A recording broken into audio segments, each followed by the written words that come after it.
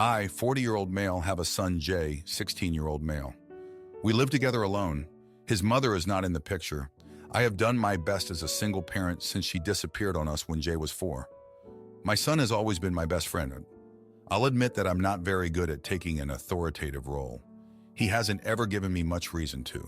He's always been the kind of kid who just needed a guiding hand in the right direction. He's smart, level-headed, and generally a very caring person. Jay has been dating a wonderful girl, 16-year-old female, for the better part of 2 years since they met in freshman year.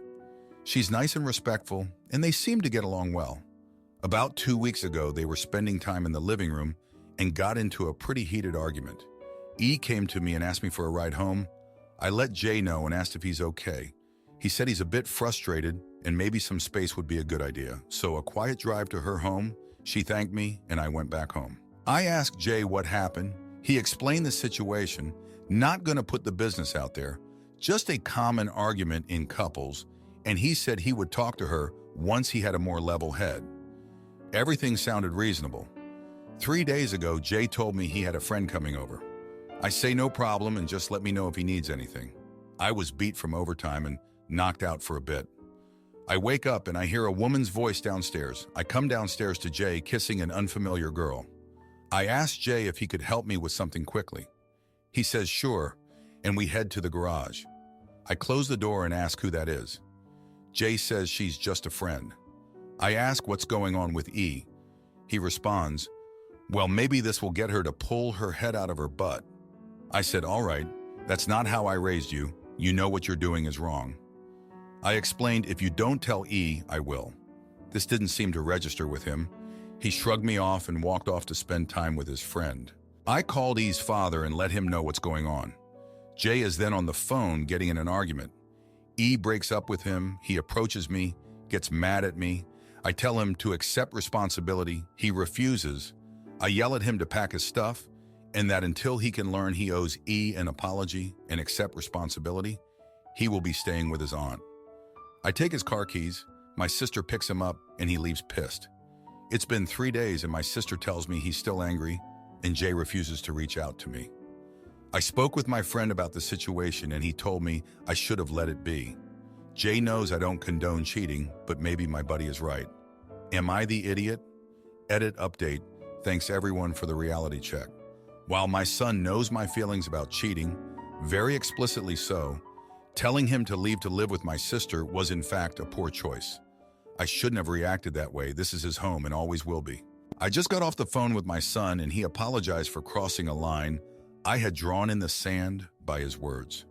I apologized to him and said while I don't condone cheating, I shouldn't have made him feel like his home is something that can be taken away from him. I expressed that no matter what stage of life, he will always have a place to land on his feet here in our home.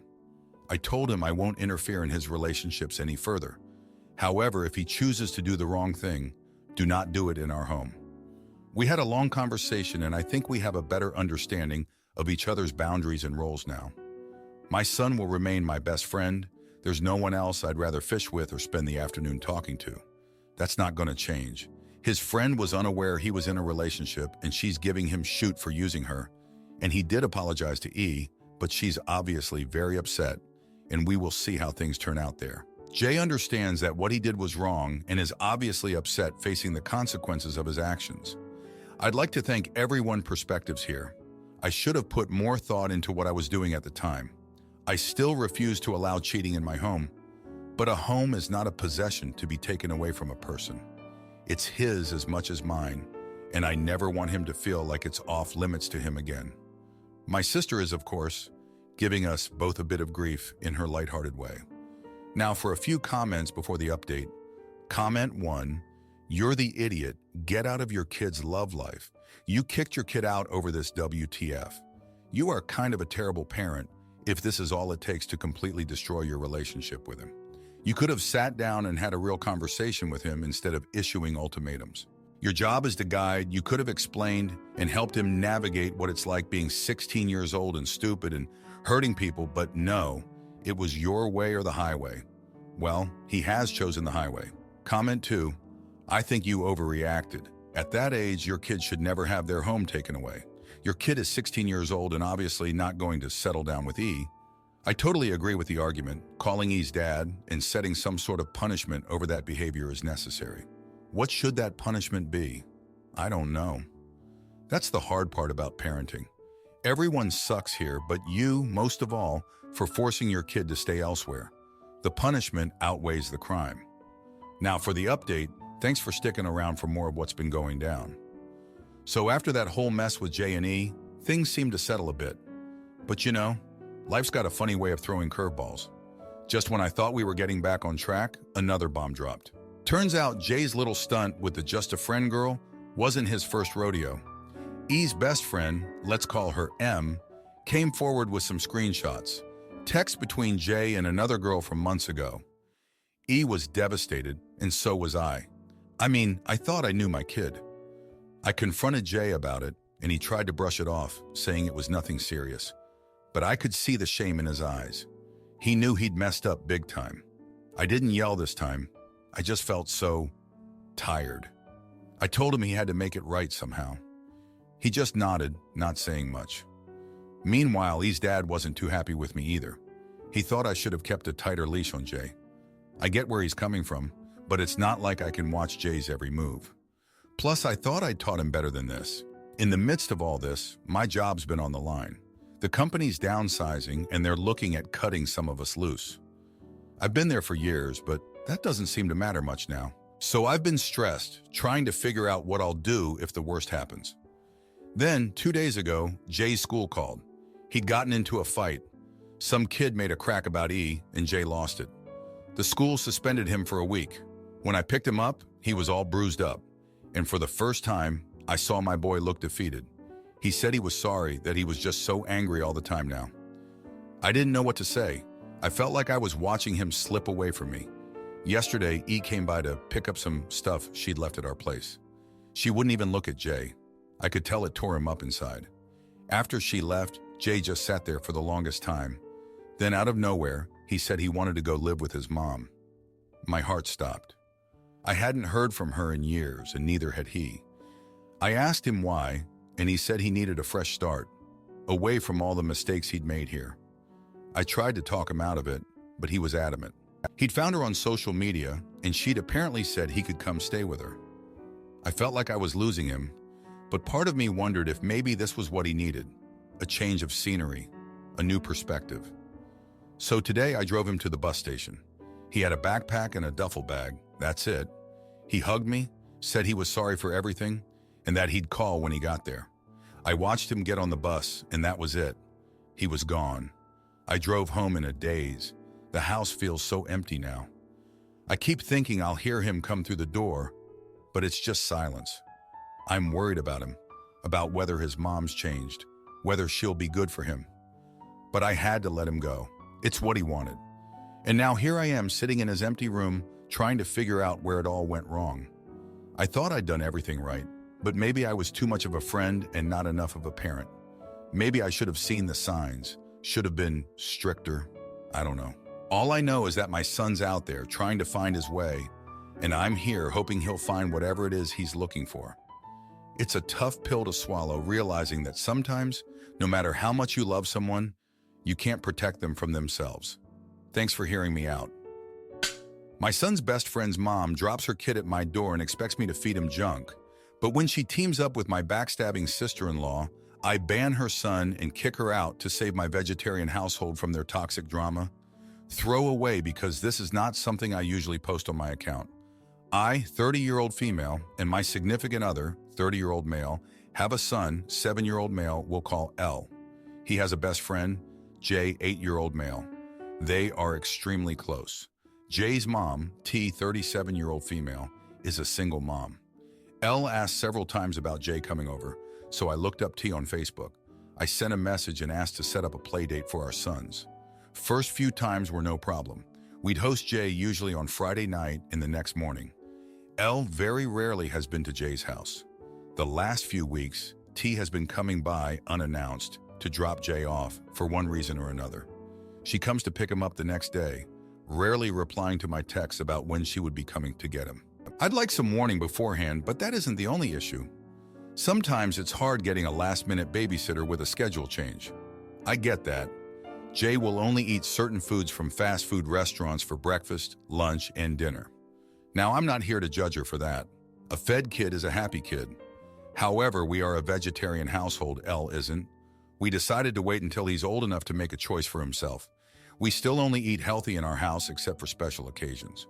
But fast food trips a few times a week are getting quite pricey. Elle has also been wanting it more and more himself, which isn't ideal for his diet on a regular basis.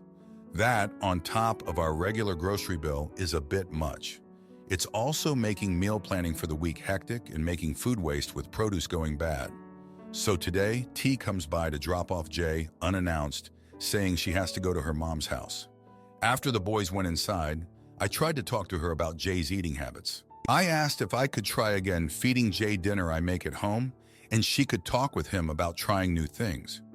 Or if she would mind pitching in a little money for his McDonald's order. She blew up.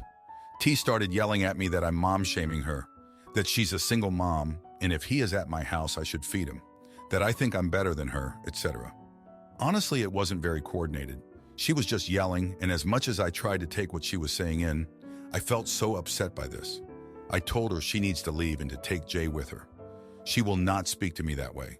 She said I was being unfair to the boys. Jay was looking forward to seeing Elle, and she couldn't take him to her mom's house because he would be bored. I told her to go, and she can't drop Jay off unannounced anymore. T took Jay. Both he and Elle were very upset. I feel really bad for that aspect, but not for standing up for myself. I talked to my significant other about it. He says I have nothing to feel bad for. I talked to my best friend, and she says that I should have just taken him. If T hadn't blown up at me, I would not have told her to leave with Jay. She says that it doesn't matter if she did. Upsetting the boys was selfish, and I should have been the bigger person. Am I the idiot? Should I call and apologize? Now for a few comments before the update. Comment 1. Not the idiot. I looked up T on Facebook. I sent a message and asked to set up a play date for our sons. The first few times were no problem. We'd host Jay usually on Friday night and the next morning. Jumping right into sleepovers sounds just incredibly suspicious to my ears.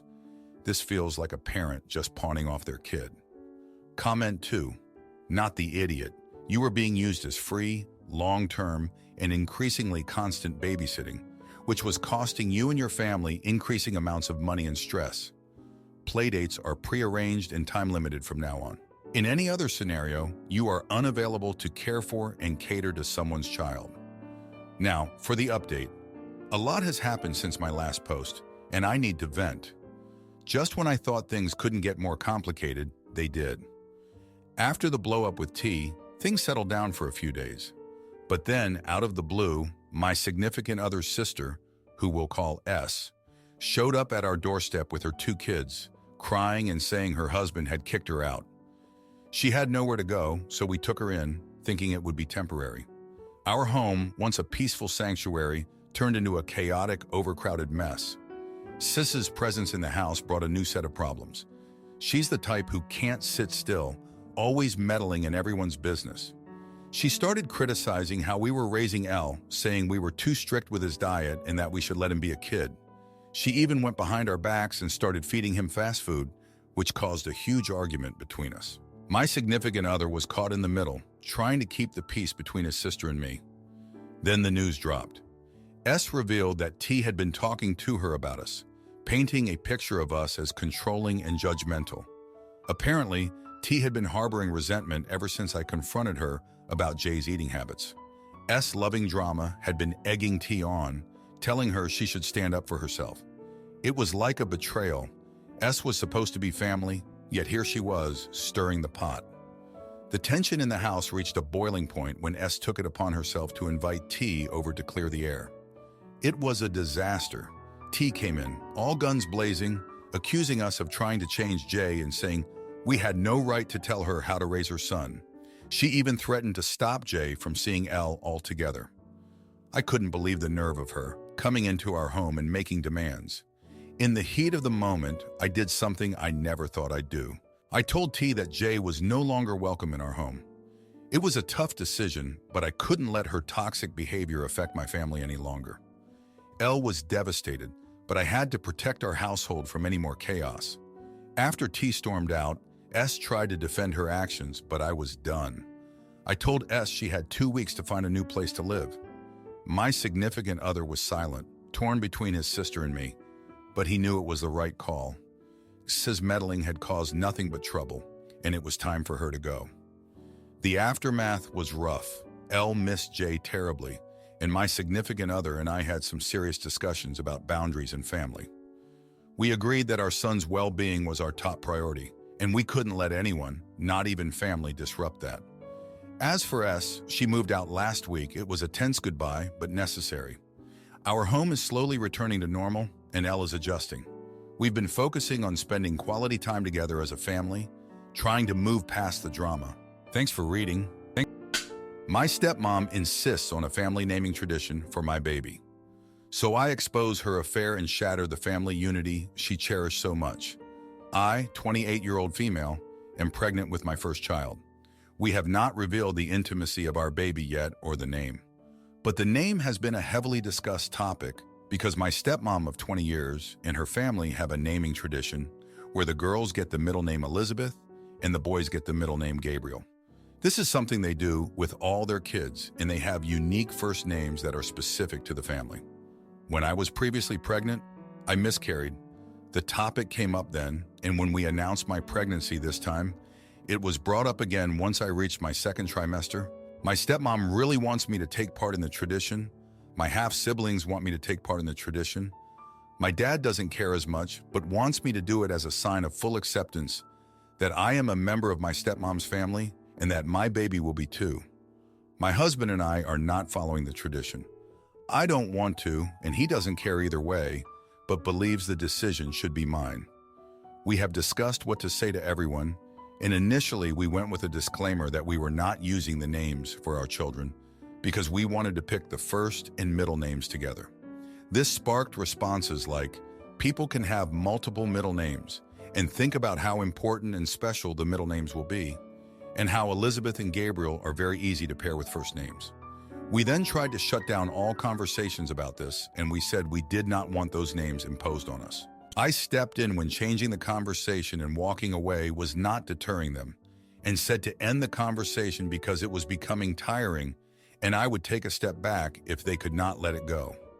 My dad and stepmom then decided to approach me together, which was actually them confronting me, and asked why I was so resistant to the idea. I told them we already gave a reason, and I didn't need to keep giving reasons because they didn't believe me.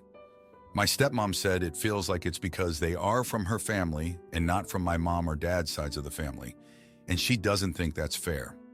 My dad told me it would make so many people happy, and isn't that worth it in the end, even if they end up as second middle names. I told them it was not happening, and they needed to respect the decisions my husband and I make as parents to our child. My stepmom told me I was being very disrespectful to her and her family and to my own siblings. My dad told me I was being stubborn for no reason at all. Am I the idiot? And in case anyone wants info on why I don't want to do this, I just don't. I'm not close to my stepmom or her family, and I have never participated in their family traditions. So their traditions don't matter to me. Now for a few comments before the update. Comment 1. Fun story. You are the one with a baby inside you. They can all duck the hell off with their tradition. Even if she were not your stepmother, the point of a tradition is to have something that is special to all involved. It is not just about blindly doing it because that is what we do. Name your children as you like, and anyone who pressures you can just not see the kiddo. That way they do not have to feel the heartbreak of them not having a random butt name that meant nothing to either parent. Comment 2. Not the idiot. Of course you are not an AH. This is not your tradition. You want your own tradition, which is naming your kids whatever you want. Traditions are fine, right up until the part where people start bullying you into following them. And that is what your stepmother and your dad are doing. They can try and dress it up any way they want, but it's bullying. Tell your dad this flat out, and tell him to back off and take his wife with him. Now for the update, thanks for sticking around after my last post. So here's what went down this past week. After that whole mess with my dad and stepmom about the middle name tradition, I thought we'd reached a dead end. But no, things got even more heated. My stepmom, she's always had this way of getting under my skin, and this time was no different. She went behind my back and threw a surprise baby shower. Sounds nice, right? Wrong. The cake had "Welcome Baby Elizabeth" written on it. I was livid. My husband was fuming. It was like she was trying to force our hand with this name thing in front of all these people. But that wasn't even the worst part. During the party, my stepmom pulled me aside and dropped the news. She confessed that years ago she had an affair. My dad wasn't my half-sibling's biological father. She told me she kept it a secret to protect the family image, and now she was begging me to carry on the naming tradition to preserve some sense of unity. I was shocked. My whole understanding of our family was turned upside down. I was angry, sure, but seeing her so desperate, so afraid of her world crumbling, I couldn't help but feel a twinge of pity. I forgave her for the affair, not because it was okay, but because holding on to that anger was just going to eat me up inside. I still felt like she was manipulating me, but I couldn't deny that this secret changed things. The aftermath was a mess. My dad, he didn't know about the affair. When he found out, it was like watching a man crumble. He was heartbroken, and I felt for him. I really did. But then he did something unexpected. He took my side. He told my stepmom that the naming tradition didn't matter anymore. Not after what she'd done. He said our family needed honesty, not forced traditions. Just when I thought we could start healing, my half-siblings found out about the affair. They were devastated. They started questioning everything, their identity, their place in the family. It was a rough time for all of us. We had to navigate this new reality, and it wasn't easy. In the midst of all this, my husband and I decided to announce our baby's name. We chose a name that meant something to us. No Elizabeth, no Gabriel. It was our way of starting fresh, of moving forward from the chaos. So that's the update. It's been, well, interesting, but we're getting through it. Thanks for reading. If you like this video, you'll probably like these too. Also, while you're here, please consider subscribing. It's your support that keeps this channel alive and allows me to make better and longer videos. Have a great day.